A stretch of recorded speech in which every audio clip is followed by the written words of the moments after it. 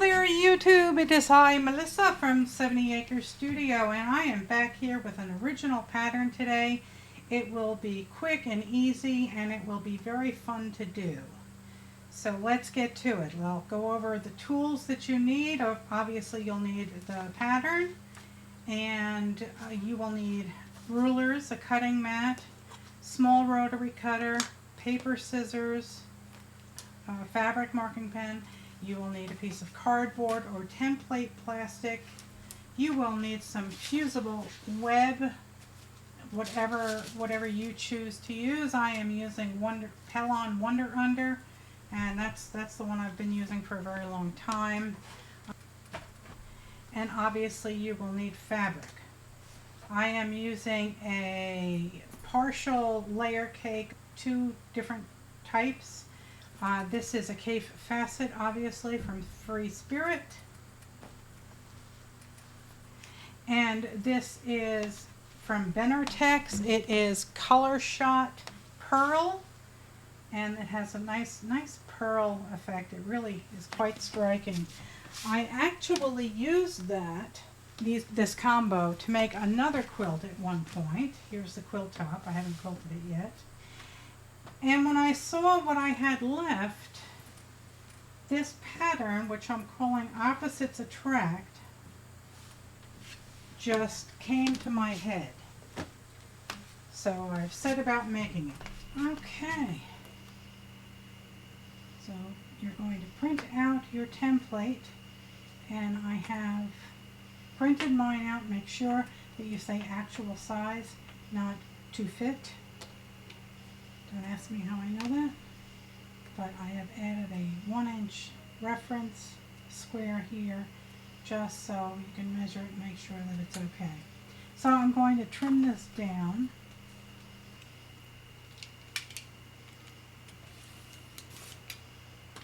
Okay, there is our paper template. So here's a handy dandy little tip for everyone, because I don't have any spray adhesive, I don't have any tape, I don't have any glue stick. Basting adhesive works great. We're acting like we actually know what we're doing. Wile E. Coyote, super genius.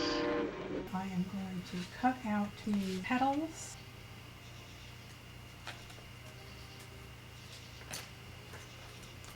Now there we go. We're going to iron our squares in half, both ways, to mark our centers.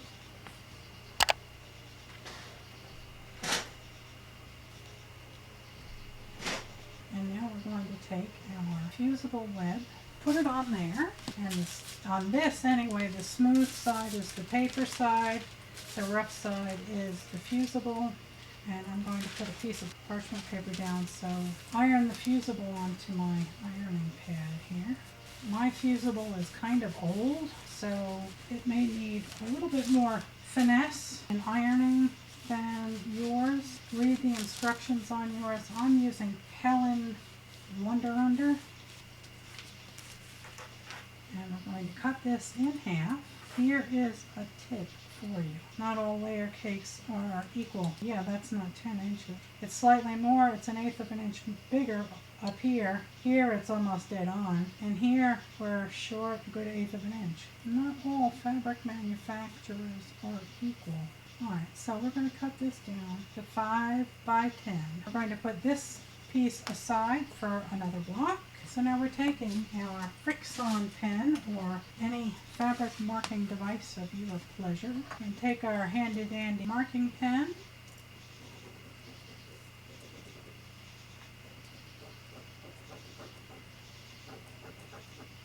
Alrighty, there we go. We're going to use our micro rotary cutter.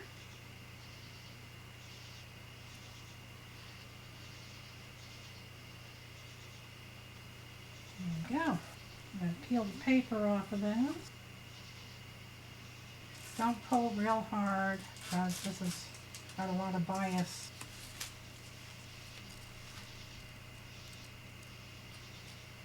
This was not exactly 10 inches. So I'm going to be using the center petal on our line, and if your layer cake the same way, then you're just going to have to, so that is there, and now we have to work on the petals. There we go. So there's petal 2, and there's petal 3. Now we're going to take our template and we're going to reverse it 180 degrees. And we're going to make sure that these lines line up and that it's even on the top and the bottom. And although I used electric quilt to design the pattern and I copied that and rotated it, it still doesn't seem to fit exactly. The middle. And you're just going to carefully peel this away. There. That's where everything is supposed to be. We will get our handy dandy parchment paper on here. Okay, here we go, people. Let's do this, YouTube.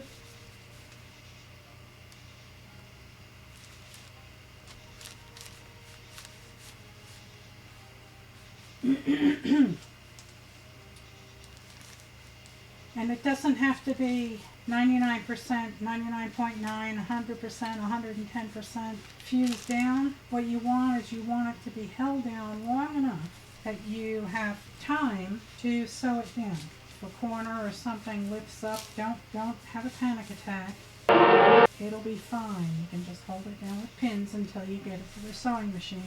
There it is, all beautiful. So the next step is to finish doing that with all of your block, and then you can go over to the sewing machine. The first thing I'm going to do when I get to the sewing machine is I'm going to just do a little top stitch, just along the very edges, just so it'll stay. And then I think I want to do some fancy stitches along the edges to hold everything down securely. Okay, YouTube. Let's sew one of these together.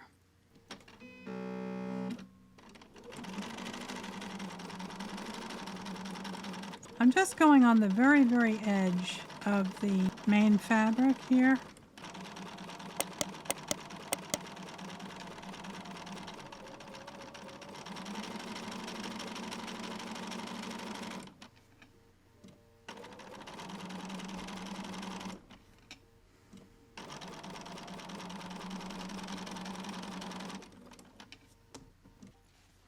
There you go.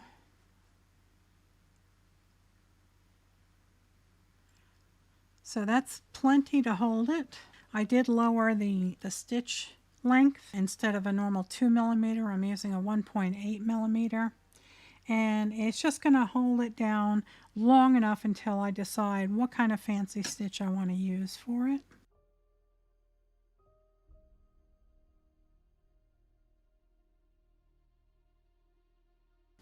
So there you have it.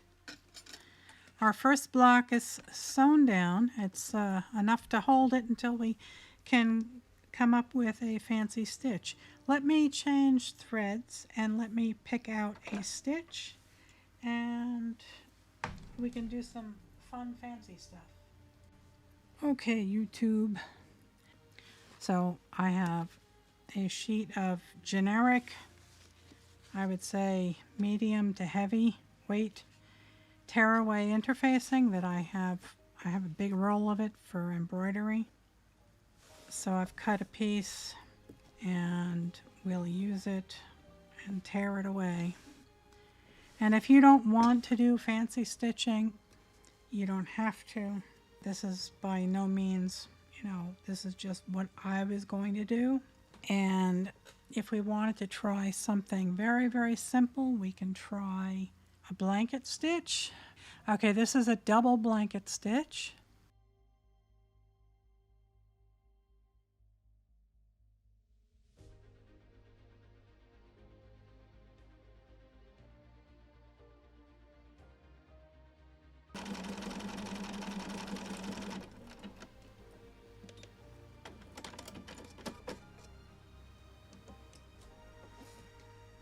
Oh yes. That is pretty. I like it.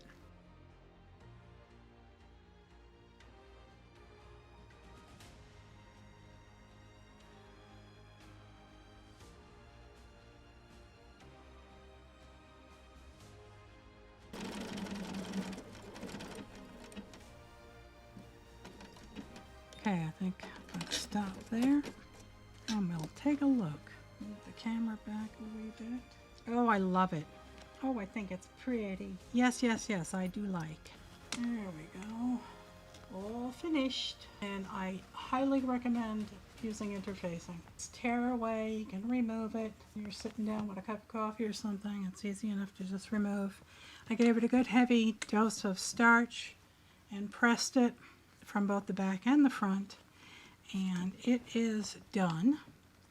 And at this point I'm going to remove the interfacing and I'm going to trim it up to 9.5 inches so that the finished block will be 9.